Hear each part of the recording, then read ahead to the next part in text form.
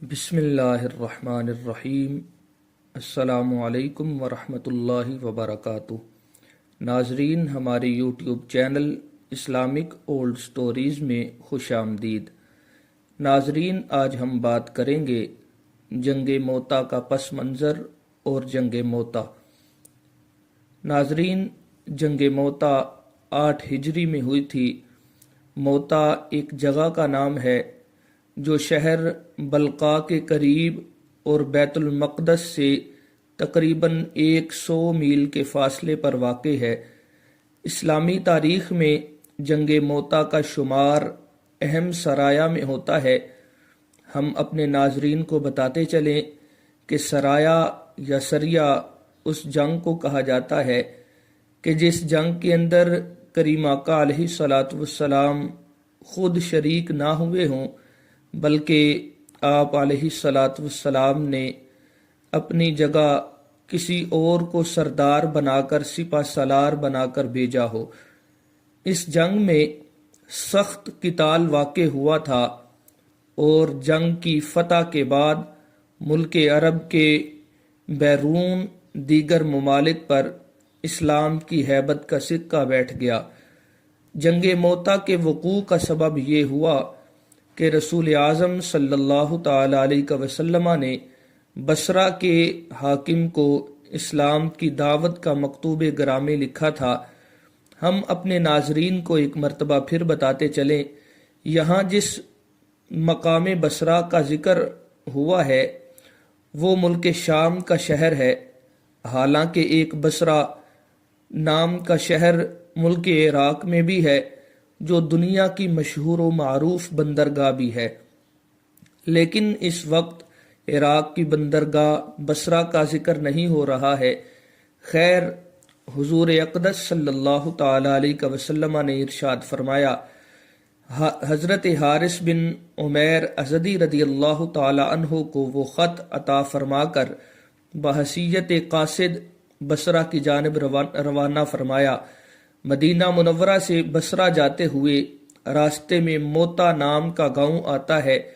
حضرت حارث جب موتا پہنچے تو وہاں کا حکم شرحبیل بن عمر غسانی نے ان کو دیکھ لیا اور انجان پردیسی مسافر کے روپ میں کوئی جاسوس میرے علاقے میں آیا ہے، یہ تحقیق کرنے کے لیے ان کو روکا اور پوچھا کہ تم کون ہو، کہاں سے آئے ہو اور کہاں اور کیوں جاتے ہو؟ حضرت حارث رضی اللہ تعالی عنہ نے جواب دیا کہ میں مدینہ سے آیا ہوں، قاصد ہوں اور پیغمبر اسلام صلی اللہ علیہ وسلم کا خط لے کر بصرہ کے حاکم کے پاس جا رہا ہوں۔ شرحبیل غسانی ہرقل بادشاہ کے معزز امراء میں سے تھا اور اسلام کا کٹر دشمن تھا۔ شرحبیل نے حضرت حارث ازدی رضی اللہ تعالی عنہ کو بلا کسی قصور کے اور قاصد و ایلچی کے باوجود شہید کر دیا، حالانکہ بین الاقوامی قانون کے مطابق اس زمانہ میں بھی کسی بھی بادشاہ کے نزدیک قاصد و ایلچی کو قتل کرنا سخت ممنوع اور معیوب تھا، اور دنیا کے ہر بادشاہ کے نزدیک قاصدوں کی امان امر مسلم تھی۔ جیسا کہ منقول ہے، ایک مرتبہ نبوت کے جھوٹے دعوے دار مسیلمہ کذاب کا ایلچی بارگاہ رسالت میں آیا، کفری کلمات بکے اور حضور علیہ الصلاۃ والسلام کی سخت گستاخیاں کی، لیکن ایلچی ہونے کی وجہ سے اسے بلا کسی تعذیر کے جانے دیا۔ حضرت حارث بن عمیر ازدی رضی اللہ تعالی عنہ کی شہادت کی خبر مدینہ منورہ پہنچی۔ مسلمانوں میں غم و غصہ کی لہر دوڑ گئی، یہاں تک کہ رحمت عالم صلی اللہ تعالی علیہ وسلم کی خاطر اقدس پر یہ معاملہ بہت شاق گزرا۔ موتا کے حاکم شرحبیل نے قتل قاصد کے عہد کا سنگین جرم کر کے اپنی بربریت کا ثبوت دینے کے ساتھ مسلمانوں کے ضمیر و تحمل کو للکار کر سرکشی کا مظاہرہ کیا تھا، لہذا پیکر حسن اخلاق رحمت عالم صلی اللہ علیہ وسلم نے اس کی سرکوبی کے لیے موتا پر لشکر بھیج کر استیصال جرم و جفا اور نفاذ رحم و وفا کا درس دیا۔ ناظرین کرام، یہاں تک تو تھا کہ جنگ موتا کا پس منظر کیا ہے۔ اب ہم ذکر کریں گے کہ جنگ موتا کس مقام پر واقع ہوئی اور کریم آقا علیہ الصلاۃ والسلام نے کس کو سپہ سالار بنا کر بھیجا۔ جب مدینہ منورہ میں یہ خبر بھی پھیلی کہ حضور اقدس صلی اللہ تعالی علیہ وسلم نے دشمنوں کی سرکوبی کے لیے موتا میں لشکر روانہ کرنے کا ارادہ فرمایا ہے، تو مجاہدین اسلام جذبہ شوق شہادت میں جمع ہونے لگے اور دیکھتے ہی دیکھتے 3000 کا لشکر جمع ہو گیا۔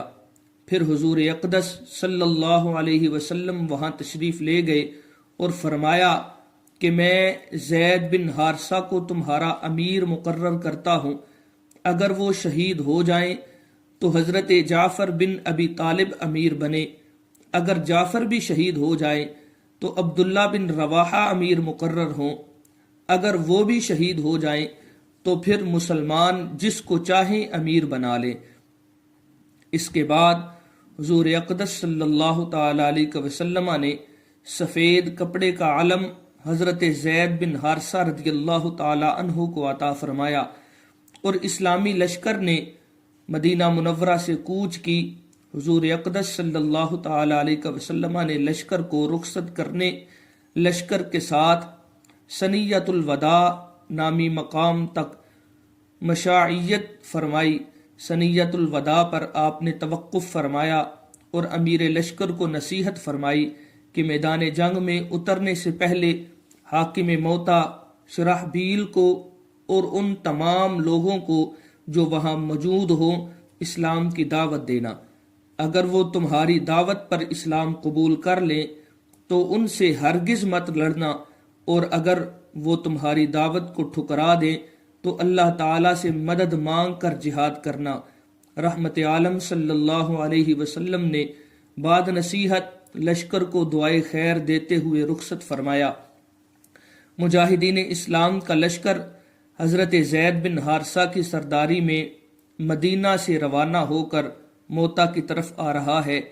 یہ خبر جب موتا کے حاکم شرحبیل غسانی کو ملی تو اس نے بہت بڑا لشکر جمع کیا۔ شرحبیل نے ہرقل بادشاہ سے بھی مدد مانگی۔ ہرقل نے بہت بڑی تعداد میں لشکر بھیج دیا۔ ہرقل نے شرحبیل کی مدد کے لیے جو لشکر بھیجا تھا اس لشکر میں قبائل عرب کے مشرکین بھی بہت بڑی تعداد میں شامل ہوئے تھے۔ چنانچہ دشمنوں کے لشکر کی تعداد 1,00,000 سے بھی متجاوز ہو گئی تھی۔ صرف 3,000 کے اسلامی لشکر کے سامنے رومیوں کا 1,00,000 کا لشکر مقابلہ کرنے آ پہنچا تھا۔ جب لشکر اسلام میں دشمنوں کی کثرت کی اطلاع آئی تو مسلمانوں نے یہ مشورہ کیا اس معاملہ کی اطلاع فوراً مدینہ منورہ بھیجنا چاہیے تاکہ حضور اقدس صلی اللہ تعالی علیہ وسلم ہماری مدد کے لیے مزید لشکر ارسال فرمائے یا ہمیں واپس بلا لیں۔ بظاہر اسلامی لشکر میں تھوڑی تشویش و گھبراہٹ پھیلی تھی۔ یہ دیکھ کر حضرت عبداللہ بن رواحہ جو بارگاہ رسالت کے مقرب و مقبول شاعر تھے، انہوں نے مجاہدین کو مخاطب کر کے فرمایا، اے توحید و رسالت کے متوالو، کیا تم اس چیز سے گھبراتے ہو جس کی خواہش اور تمنا میں ہم ہمارے گھروں سے نکلے ہیں، یعنی اللہ کی راہ میں موت؟ یاد رکھو ہم 2 خوبیوں سے ہرگز خالی نہیں، یا تو ہم فتح مند ہو کر غالب آ کر اپنی مراد پائیں گے، یا شہادت کی سعادت حاصل کر کے جنت میں اپنے ان ساتھیوں سے مل جائیں گے جو ہم سے پہلے شہادت کا مرتبہ حاصل کر چکے ہیں۔ اس وقت اسلامی لشکر معان نامی مقام میں پڑاؤ کیے ہوئے تھا۔ حضرت عبداللہ بن رواحہ نے اسلامی لشکر کو اپنی تقریر سے ایسا جوش اور جنبش میں لا دیا تھا کہ لشکر کا ہر مجاہد جام شہادت نوش کرنے کی تڑپ اور طلب میں اپنے سروں کا نذرانہ راہ خدا میں پیش کرنے معان سے موتا آ پہنچا۔ حضرت ابو ہریرہ رضی اللہ تعالی عنہ فرماتے ہیں، میں غزوہ موتا میں حاضر تھا جب مشرکوں کا لشکر نمودار ہوا، تو اتنی کثرت سے گھوڑے، ہتھیار، ریشمی کپڑے اور دیگر ساز و سامان میں نے دیکھے کہ میری آنکھیں چندھیا گئیں۔ دونوں لشکر آمنے سامنے آئے اور صفیں سیدھی ہوئیں۔ اسلامی لشکر کی طرف سے امیر لشکر حضرت زید بن حارثہ علم لہراتے ہوئے میدان کارزار میں آئے اور شجاعت و دلیری کے جوہر دکھائے۔ ان کی تلوار بجلی کی مانند گھومتی تھی اور توکے عدو کو آن کی آن میں جسم سے جدا کرتی تھی۔ مجاہدین اسلام کی شمشیر کتاب کی دشمنوں میں سکت نہ تھی، لہذا تیروں کی بوچھاڑ سے حضرت زید بن حارثہ کے جسم کو چھلنی کی مانند مجروح کر دیا۔ حضرت زید بن حارثہ بہادری سے لڑتے لڑتے شہید ہو گئے۔ حضرت زید بن حارثہ کے شہید ہونے پر فرمان رسول صلی اللہ تعالی علیہ وسلم اسلامی لشکر کا علم حضرت جعفر بن ابی طالب نے سنبھال لیا۔ آپ اپنے گھوڑے سے اتر کر پیادہ ہو کر لڑنے لگے۔ آپ کی شمشیر زنی کی سرعت یعنی تیزی اور برق رفتاری سے دشمنوں کے لشکر میں تہلکہ مچ گیا۔ آپ نے دشمن کے لشکر کی صفیں الٹ کر رکھ دی۔ کسی بھی دشمن کو ہمت نہ ہوتی تھی کہ اکیلا آ کر آپ سے ٹکرائے، لہذا مجموعی طور پر حملہ آور ہوئے۔ اس حربہ میں آپ کا داہنا ہاتھ کٹ کر جسم سے الگ ہو گیا۔ آپ نے علم کو بائیں ہاتھ میں تھام لیا، پھر آپ کا بایاں ہاتھ بھی کٹ گیا، تو اب دشمنوں کے حوصلے بڑھے اور آپ کے قریب آنے کی ہمت ہوئی۔ ایک ظالم نے نزدیک آ کر آپ کی کمر پر تلوار کی ایسی شدید ضرب ماری کہ آپ کا جسم دو ٹکڑے ہو کر زمین پر آ گیا۔ حضرت عبداللہ بن عمر بن خطاب رضی اللہ تعالی عنہ فرماتے ہیں کہ میں جنگ موتا کے مارکہ پر موجود تھا جب میں نے مقتولوں اور شہیدوں کے درمیان حضرت جعفر کی نعش کو تلاش کیا تو ان کے مبارک جسم پر میں نے 50 سے زیادہ زخم شمار کیے، اور ان زخموں میں سے کوئی ایک زخم بھی ان کی پشت کی جانب نہ تھا، بلکہ تمام زخم سینے کی جانب ہی تھے۔ حضرت جعفر بن ابی طالب کی شہادت کے بعد لشکر اسلام کا علم حضرت عبداللہ بن رواحہ نے تھام لیا۔ آپ رجز کے اشعار پڑھتے ہوئے میدان کارزار میں مشغول قتال ہوئے۔ آپ بلند آواز سے اشعار پڑھتے تھے جس کا مضمون یہ تھا کہ اے نفس، تو کیوں شہادت میں ذوق و شوق نہیں رکھتا اور جنت میں داخل ہونے میں کیوں دیر لگاتا ہے؟ ارباب سیر و تاریخ بیان کرتے ہیں حضرت عبداللہ بن رواحہ نے 3 دن سے کچھ نہ کھایا تھا۔ ان کے چچا زاد بھائی نے خوب اصرار کر کے تھوڑا گوشت کھانے کو دیا۔ انہوں نے گوشت کا ایک ٹکڑا منہ میں ڈالا اور دانتوں سے چبایا کہ اسی وقت حضرت جعفر بن ابی طالب کی شہادت کی خبر آئی۔ انہوں نے اسی لمحہ گوشت کو یہ فرماتے ہوئے تھوک دیا کہ اے نفس، جعفر تو دنیا سے چلے گئے اور تو ابھی تک دنیا میں مشغول ہے۔ اے نفس، شہادت کی طرف مائل ہو جا، شہادت سے مت بھاگ، خدا کے نام پر قربان ہو جا۔ یہ کہتے ہوئے مارکہ پیکار میں داخل ہوئے اور اعدائے دین سے قتال کرتے ہوئے شہید ہوئے۔ اسلامی لشکر کو مدینہ طیبہ سے روانہ کرتے ہوئے کریم آقا علیہ الصلوۃ والسلام نے ارشاد فرمایا تھا کہ اسلامی لشکر کے پہلے امیر حضرت زید بن حارثہ ہوں گے، پھر جب زید بن حارثہ شہید ہو جائیں تو جعفر بن ابی طالب ہوں گے، پھر جعفر بن ابی طالب بھی شہید ہو جائیں تو عبداللہ بن رواحہ کے نام ارشاد فرمائے تھے، اور یہ بھی ارشاد فرمایا تھا کہ حضرت عبداللہ کے بعد مسلمان کسی ایک شخص کی امارت پر متفق ہو جائیں۔ جب حضرت عبداللہ بن رواحہ شہید ہوئے تب حضرت ثابت بن حرام انصاری رضی اللہ تعالی عنہ نے سبقت دکھا کر علم کو تھام لیا اور بآواز بلند پکارا کہ اے گروہ مومنین، کسی ایک کی امارت پر متفق ہو جاؤ۔ تو تمام نے یک زبان ہو کر کہا تم ہی اس کام کو سنبھالو۔ حضرت ثابت نے جواب دیا کہ میں اس منصب کو سنبھال نہیں سکتا، لہذا تمام نے حضرت خالد بن ولید کا انتخاب کیا۔ اس پر حضرت خالد نے حضرت ثابت سے کہا کہ اے ثابت، آپ مجھ سے زیادہ اس منصب کے مستحق اور لائق ہیں، کیونکہ آپ اہل بدر میں سے ہیں، مجھ سے عمر میں زیادہ ہو اور بزرگ ہو۔ حضرت ثابت نے کہا اے خالد، شجاعت و جواں مردی تمہارا کام ہے اور میں نے اس علم کو تمہارے لیے ہی تھاما ہے۔ المختصر، حضرت خالد بن ولید نے تمام مجاہدوں کے اصرار پر لشکر اسلام کا علم اپنے ہاتھوں میں لیا۔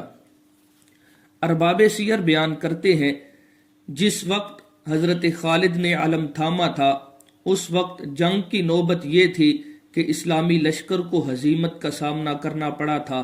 مشرکین نے اپنی تمام طاقت کا استعمال کرتے ہوئے ان پر ٹوٹ پڑے تھے۔ امنڈتے ہوئے سیلاب کی طرح مجاہدوں کی چھوٹی جماعت کو اپنے نرغے میں لے لیا تھا۔ کہاں صرف 3000 پردیسی اور بے سر و سامان مجاہدوں کی مختصر فوج، اور کہاں 1,00,000 مقیم اور تمام جنگی ساز و سامان سے آراستہ لشکر عظیم۔ بظاہر ایسا محسوس ہو رہا تھا کہ رومی لشکر کا سیلاب لشکر اسلام کو تنکے کی طرح بہا کر لے جائے گا۔ اسلامی لشکر کے اہم شاہ سوار یکے بعد دیگرے شہید ہو رہے تھے۔ لشکر مشرکین کے حوصلے بڑھ رہے تھے۔ اسلامی لشکر کے سپاہی بڑی شدت اور تنگی میں تھے، پیچھے کو ہٹ رہے تھے، منتشر ہو رہے تھے، مایوسی کا عالم چھایا ہوا تھا۔ حضرت خالد بن ولید رضی اللہ تعالی عنہ بڑی شجاعت سے مشرکوں کے حملے کو روکنے کی کوشش کر رہے تھے اور اسلامی لشکر کو ثابت قدم رکھنے میں کوشاں تھے۔ اس وقت قطنہ بن عامر رضی اللہ تعالی عنہ نے بآواز بلند پکارا کہ اے گروہ مسلمین، جنگ کرتے ہوئے مر جانا فرار ہو کر مرنے سے بہتر ہے۔ اس للکار نے لشکر اسلام میں ایک نیا جوش و حوصلہ پیدا کر دیا۔ حضرت خالد بن ولید نے لشکر اسلام کو پلٹ کر یکبارگی حملہ کرنے پر اکسایا۔ حضرت خالد نے اس نازک وقت میں اسلامی لشکر کے ڈگمگاتے ہوئے قدموں کو سنبھالا اور سب نے متحد ہو کر جوابی حملہ کیا۔ حضرت خالد مثل ببر شیر دشمنوں پر ٹوٹ پڑے اور مشرکین کی ایک بڑی جماعت کو تہہ تیگ کر دیا۔ ایسا لگتا تھا کہ دشمنوں کے لشکر میں بھیڑ بکریاں ہیں جو خدا کے دین کے شیر کے سامنے مبہوت ہو کر لقمہ اجل ہو رہے ہیں۔ حضرت خالد بن ولید نے جنگ موتا کے دن اپنی ان گزشتہ غلطیوں کی تلافی کر دی جو مشرکوں کی حمایت میں انہوں نے جنگ احد وغیرہ میں لشکر اسلام کو نقصان پہنچایا تھا۔ جنگ موتا میں حضرت خالد بن ولید کے ہاتھ میں 9 تلواریں ٹوٹی اور یہ امر ان کی فضیلت بن کر ظاہر ہوا کہ حضور نبی اکرم صلی اللہ تعالی علیہ وسلم نے ارشاد فرمایا خالدم سیف من سیوف اللہ، یعنی خالد خدا کی تلواروں میں سے ایک تلوار ہے۔ ارباب سیر بیان کرتے ہیں کہ حضرت خالد بن ولید اور ان کے ساتھیوں نے ڈٹ کر دشمنوں کا مقابلہ کیا۔ آفتاب غروب ہونے پر جنگ موقوف ہوئی اور دونوں لشکر نے لڑائی سے ہاتھ کھینچ کر اپنے اپنے کیمپ میں واپس ہوئے۔ دوسرے دن صبح ہوئی تو حضرت خالد بن ولید رضی اللہ تعالیٰ عنہ نے علم اٹھایا اور لشکر کو میدان میں اتارا۔ اس دن حضرت خالد نے جوش کے ساتھ ہوش کی آمیزش کرتے ہوئے صفوں کی ترتیب میں ایسی تبدیلی کی کہ دشمن مبہوت، حیران اور پریشان ہو گئے۔ گزشتہ دن جو لوگ بائیں طرف لہ کر لڑ رہے تھے ان کو دائیں طرف کر دیا اور جو دائیں طرف رہ کر لڑ رہے تھے ان کو بائیں طرف کر دیا۔ اسی طرح جو آگے والے تھے ان کو پیچھے کر دیا اور جو پیچھے والے تھے ان کو آگے کر دیا۔ لیکن عیسائیوں اور مشرکوں کا لشکر گزشتہ کل کی ترتیب میں آیا۔ دشمنوں نے یہ گمان کیا کہ آج اسلامی لشکر کی امداد کے لیے دوسرا لشکر آ پہنچا ہے، اور اسی وہم و گمان کی وجہ سے ان کے دلوں میں رعب اور خوف پیدا ہو گیا، لہٰذا وہ میدان جنگ میں بزدلی سے لڑے اور نتیجہ یہ ہوا کہ ان کے قدم اکھڑ گئے۔ پیٹھ دکھا کر راہ فرار اختیار کی حضرت خالد بن ولید نے دشمن کے مفرور لشکر کا تعاقب کیا اور کثیر تعداد میں مشرکوں کو تہہ تیغ کر کے دلیری اور مردانگی کا پورا حق ادا کر دیا۔ ناظرین کرام، آج ہمیں یہ عظیم جنگیں یہی سبق دیتی ہیں کہ اگر 313 ہوں تو 1000 کو بہا کر لے جاتے ہیں، اگر 3000 ہوں تو 1,00,000 کو بہا کر لے جاتے ہیں۔ اسی لیے اقبال نے کہا تھا، فضائے بدر پیدا کر، فرشتے تیری نصرت کو اتر سکتے ہیں قطار اندر قطار اب بھی۔ ناظرین، امید کرتے ہیں ہماری آج کی ویڈیو آپ کو پسند آئی ہوگی۔ اگر آپ کو ہماری یہ ویڈیو پسند آئی ہے، اس کو لائک کیجئے، شیئر کیجئے، اور مزید اچھی ویڈیوز کے لیے ہمارے چینل کو سبسکرائب کیجئے۔ ملتے ہیں ایک نئی ویڈیو میں، تب تک کے لیے اللہ حافظ۔